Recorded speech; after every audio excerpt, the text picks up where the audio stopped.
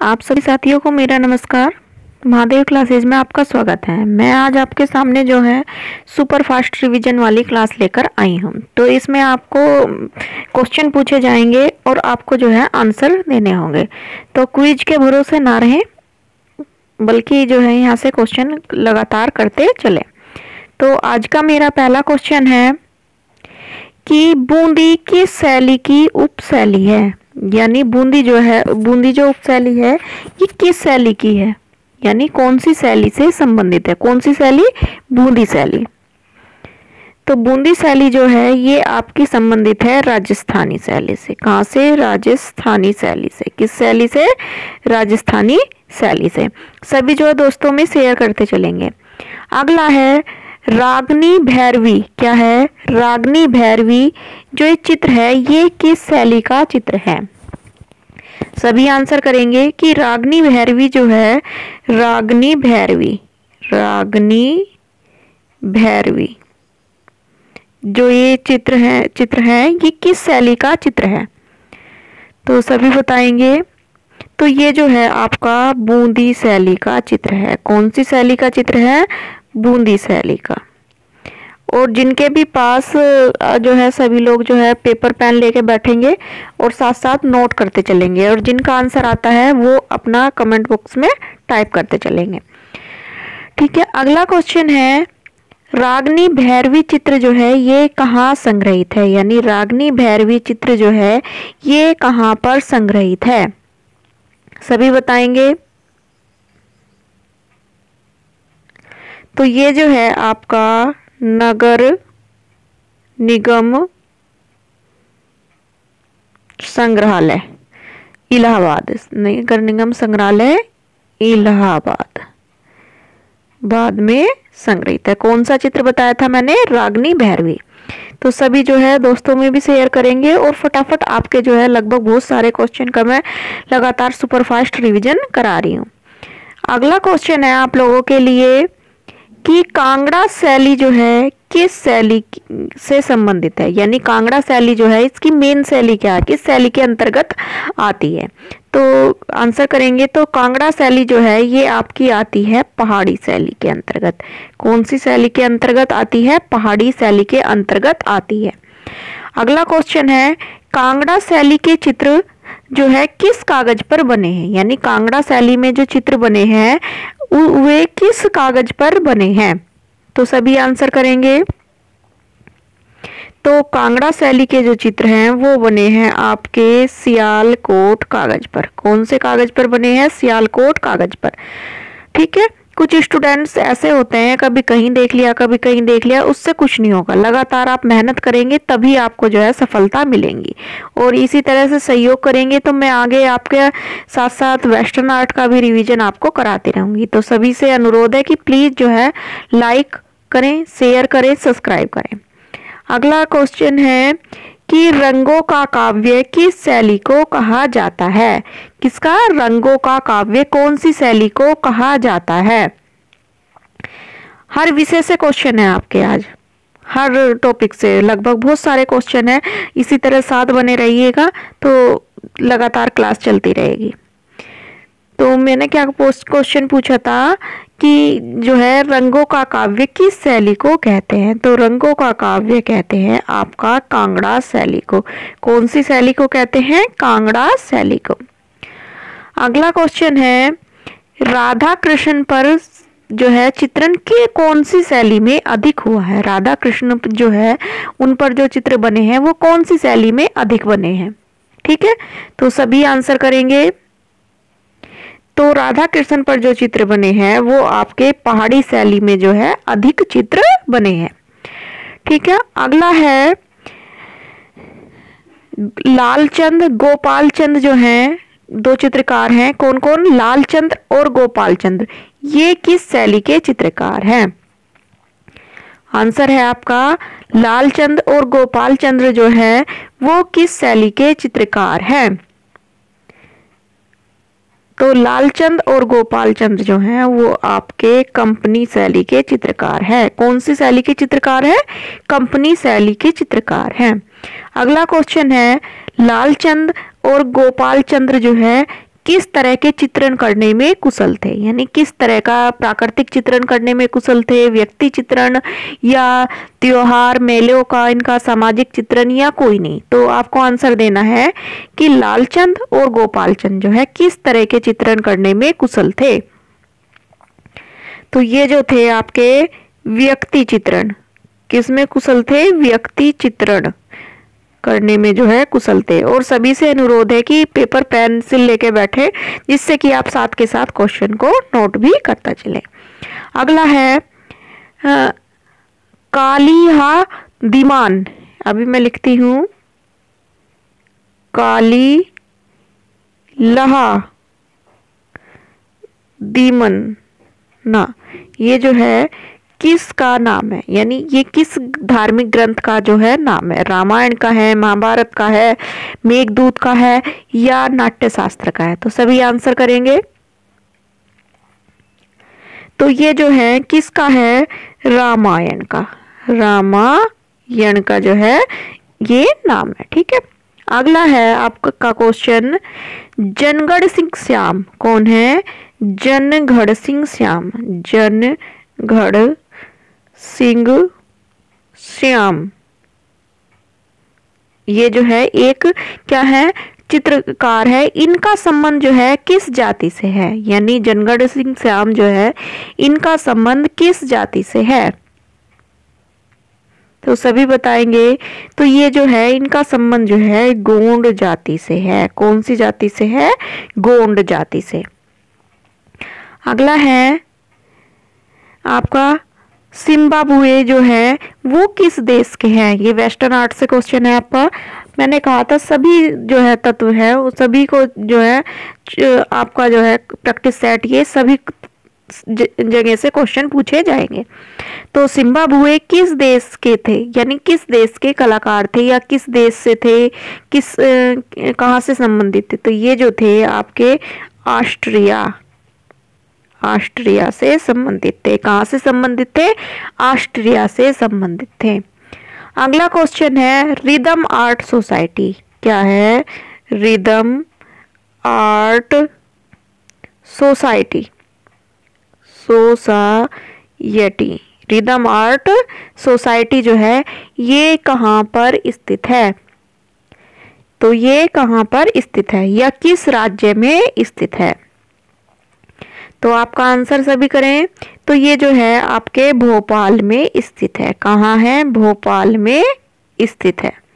अगला है आपका क्वेश्चन, राजा मान सिंह तोमर, क्या है, राजा मान सिंह तोमर संगीत कला विश्वविद्यालय के वर्तमान कुलपति कौन है। राजा मान सिंह तोमर कौन है, राजा मान सिंह तोमर संगीत विश्वविद्यालय के वर्तमान कुलपति कौन है। तो सभी आंसर करेंगे। तो यहाँ के कुलपति हैं lovely Sharma, professor lovely Sharma, ये मैं है, लवली शर्मा जो है वहां के कुलपति है। कहाँ के, राजा मानसिंह तोमर विश्वविद्यालय के। अगला है एक गोलाकार चैत्य कौन सा है, कैसा चैत्य, गोलाकार, गोलाकार चैत्य, गोलाकार चैत्य कौन सा है, तो सभी नाम लिखेंगे।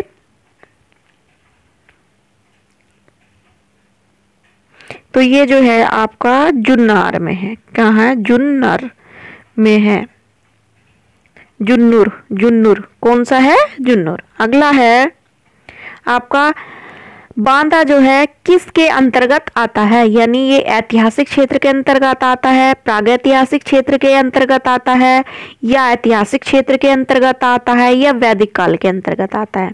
तो सभी बताएंगे कि किसके अंतर्गत आता है। तो बांदा जो है ये प्रागैतिहासिक, किसके अंतर्गत आता है, प्रागैतिहासिक के अंतर्गत आता है। किसके अंतर्गत, प्रागैतिहासिक के अंतर्गत आता है।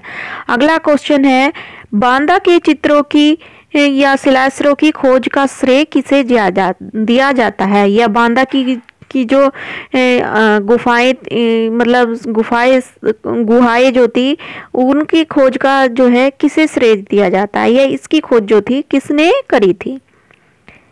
तो सभी लाइक शेयर एंड सब्सक्राइब करते रहें प्लीज़, आप बच्चे नहीं हैं, संख्या को बढ़ाएं।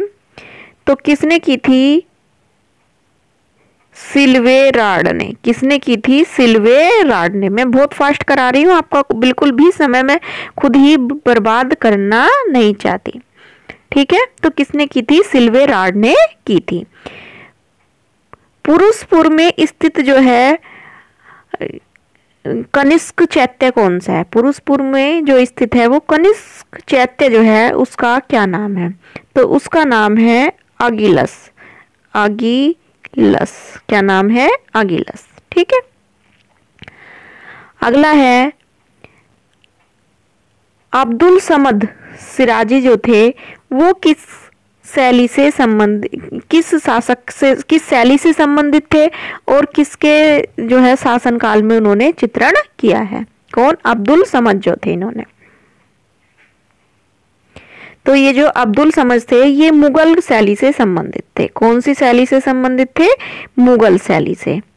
और इन्होंने जो है अकबर के समय में चित्रण कार्य किया है। किसके समय में? अकबर के समय में चित्रण कार्य किया है। एक क्वेश्चन काफी विवादास्पद है कि मुगल जो है शैली की शुरुआत जो है किसके समय से हुई थी? तो उसका आंसर कुछ लोग हुमायूं बताते हैं, कुछ जगह जो है उसका आंसर अकबर दिया गया है, ठीक है। लेकिन अगर ऑप्शन में आपका अकबर है तो आप अकबर लगाएंगे, और अगर आपका जो है क्या है हुमायूं है तो हुमायूं उसका आंसर लगाएंगे। वैसे जो है सही मायने में देखा जाए तो उसमें मिक्सचर था, ईरानी का, भारतीय का, लेकिन मुगल शैली का जो प्रारंभ हुआ था वो वास्तव में अकबर के समय में हुआ था। वो आपके ऑप्शन पे और आयोग के रिजल्ट पर डिपेंड करेगा, ठीक है। तो अगला क्वेश्चन है यहीं से कि अब्दुल समद को अकबर ने कहाँ का दीवान नियुक्त किया था? यानी कौन सी जगह का दीवान जो था अकबर ने किसे? अब्दुल समद को नियुक्त किया था। यानी या अकबर ने अब्दुल समद को कहाँ का दीवान बनाया था? तो इन्होंने कहाँ का दीवान बनाया था? मुल्तान का। मुल्तान का, ठीक है। ये भी कह सकते हैं कौन सा चित्रकार मुल्तान का दीवान था? तो क्या बताएंगे? आपका अब्दुल समद, ठीक है। अगला है क्वेश्चन, बीसल देव द्वारा रचित पुस्तक का नाम लिखिए। किसके? बीसल देव। बीसल देव के द्वारा रचित जो पुस्तक है उसका जो है आपको नाम बताना है कि कौन सी है। तो इसका आंसर होगा आपका हरिकेल।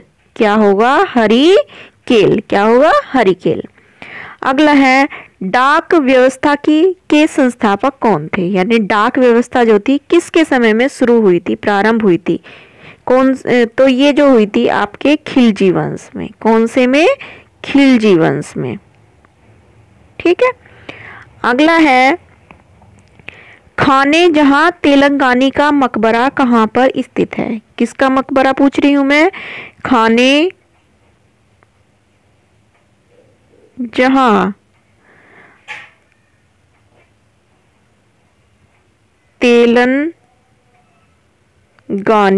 खाने जहां तेलंगानी का मकबरा कहां पर स्थित है? तो इसका मकबरा जो है वो आपका दिल्ली में स्थित है। कहां पर स्थित है? दिल्ली पे, ठीक है। मैं भी क्वेश्चन नोट करके और आपको करा सकती हूँ, लेकिन उससे क्या होता है आप जो है निष्क्रिय हो जाते हैं। इससे कम से कम एक बार आप पेपर पे लिखेंगे तो तुम्हें याद होगा और फिर वो क्वेश्चन याद रहेगा। नहीं तो क्या करते आप स्क्रीनशॉट लिया और वहीं का वहीं छोड़ दिया। कम से कम इसे एक बार आप रफली लिखेंगे, फिर इन क्वेश्चनों को फेयरली लिखेंगे, तो इनमें से आधे से ज्यादा क्वेश्चन आपके याद हो जाएंगे, और एक बार पढ़ लिया तो फिर पूरे ही ये जो है सारे के सारे आपको याद हो जाएंगे। अगला है काली मस्जिद कहाँ है? कौन सी मस्जिद? काली मस्जिद। ये स्थापत्य से ले लिए मैंने कुछ क्वेश्चन।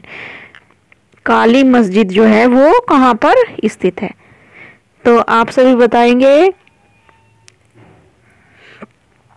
तो काली मस्जिद जो है वो आपकी दिल्ली में स्थित है। कहाँ स्थित है? दिल्ली में। अगला है इब्राहिम रोजा का मकबरा कहाँ पर स्थित है? किसका मकबरा है? इब्राहिम रोजा का। इब्राहिम रोजा का मकबरा जो है ये कहाँ पर स्थित है?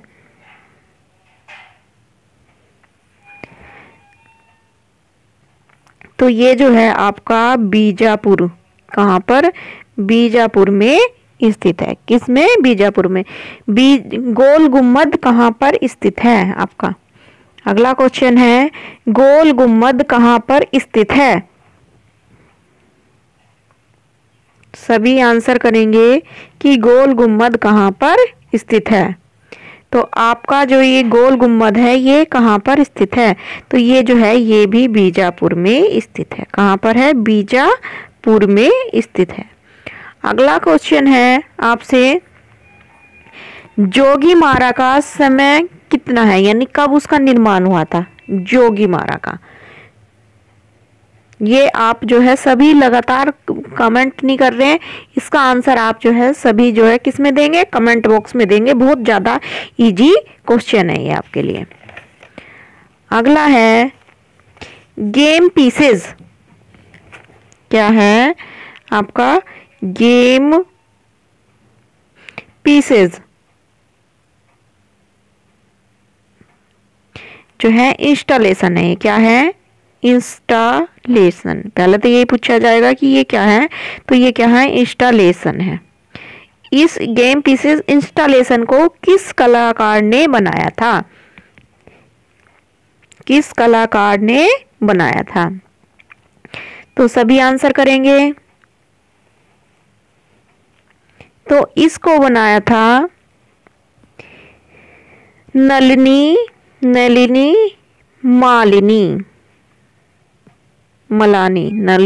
मलानी। ठीक है। अगला है, किताबे नोरस के लेखक कौन है? किताबे नोरस के लेखक कौन है? क्या है अगला क्वेश्चन? किताब ए नोरस। किताबे नोरस के लेखक कौन है? तो सभी आंसर करेंगे फटाफट।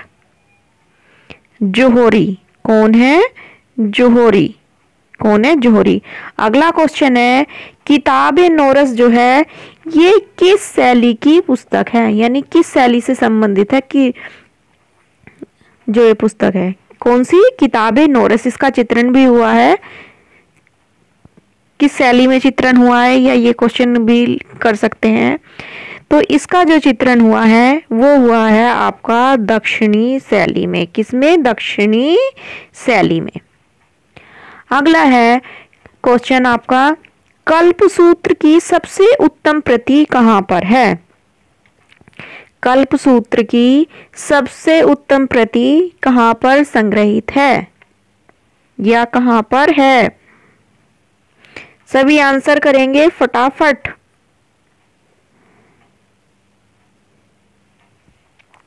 तो ये जो है आपकी जौनपुर में है। कहां पर है? जौनपुर में। कहां पर? जौनपुर में। अगला क्वेश्चन है, सुनीता घड़वाल, ये जो एक कलाकार हैं कौन है? सुनीता घड़वाल। सुनीता घड़ियाल। सुनीता घड़ियाल, इनका जन्म कहां पर हुआ था? सुनीता घड़ियाल जो है इनका जन्म कहां पर हुआ था? जल्दी से करेंगे शुरू आंसर। तो सुनीता घड़वाल जो है इनका जन्म कहां पर हुआ था? तो इनका जन्म जो था उत्तरांचल कह सकते हैं, या उत्तराखंड में हुआ था। कहां पर हुआ था? उत्तराखंड में हुआ था। अगला क्वेश्चन है, मैंने बताई थी कि कल्पसूत्र की ये जो प्रति जो है जौनपुर से मिली है, ये किस तरह के शब्दों से लिखी हुई है, यानी किस तरह के शब्दों में लिखी हुई है? जल्दी करेंगे आंसर।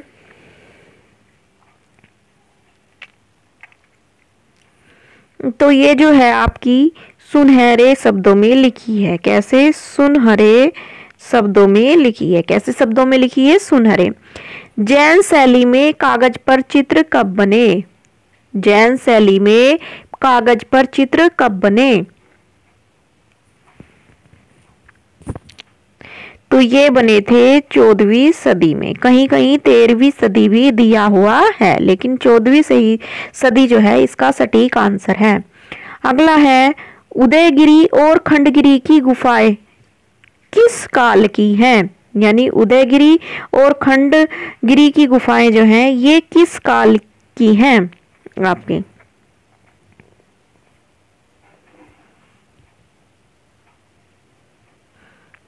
तो उदयगिरी और खंडगिरी की गुफाएं जो हैं ये आपकी सुंग काल की हैं। कौन से काल की?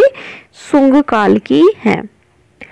अगला है आपका कि कल्पसूत्र में किसके चित्र बने हैं? यानी कल्पसूत्र जो है रचना उसमें किन के चित्र बने हैं, यानी किसका चित्रण किया गया है?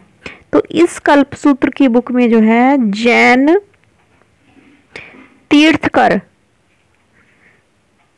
जो थे, तीर्थकर, उनका जो है उनके चित्र जो है इसमें बने हैं। किसके? जैन तीर्थकर के चित्र जो है इसमें बने हैं। अगला है 1630। कब है? 1630 में रसिक प्रिया कौन सी रचना है? रसिक प्रिया। रसिक प्रिया का चित्रण किसने किया था? यानी रसिक प्रिया का चित्रण किसने किया था? जल्दी आंसर करेंगे फिर उतने ही आपके क्वेश्चन होंगे। तो इसमें जो है किसने किया था, इसका चित्रण किया था सहाबुद्दीन ने। किसने किया था? सहाबुद्दीन ने। ठीक है। अगला है कृष्ण रेड्डी किस रूप में जाने जाते हैं? मुख्य रूप से जो है कृष्ण रेड्डी किस रूप में जाने जाते हैं? तो कृष्ण रेड्डी एक छापाकार है, छापा चित्रकार। छापा चित्रकार क्या है? छापा चित्रकार है। अगला है मील कॉल। मील कॉल, मील कॉल जो है ये किसका चित्र है? ये किसका चित्र है? वैसे ये एक मूर्तिकार है लेकिन ये इनका एक चित्र है। तो ये किसका चित्र है या किसकी रचना है? जल्दी बताएंगे। तो ये है राम किंकर बैच की। किसकी है? राम किंकर बैच की। राम किंकर बैच की जो है ये रचना है। अगला है सित्तनवासल की गुफा कहाँ पर स्थित है? अगला क्वेश्चन है सित्तनवासल की गुफाएं कहाँ पर स्थित हैं? सभी आंसर करेंगे। बहुत इजी क्वेश्चन है और कुछ नए भी हैं। सभी आपकी जो है टीजीटी पीजीटी की दृष्टि से बहुत ज्यादा इम्पोर्टेंट है। तो ये कहाँ पर है? आपकी तमिलनाडु। कहाँ पर है? तमिलनाडु में स्थित है। ठीक है। अगला है कौन सी शैली में खिलौनों की तरह पशु पक्षियों का अलंकरण किया गया है? यानी कौन सी शैली में खिलौनों की तरह से पशु पक्षी का अंकन किया गया है? या गुड्डे गुड़ियों की तरह से जो है इंसानों का अंकन किया गया है? तो ये किया गया था अपभ्रंश में।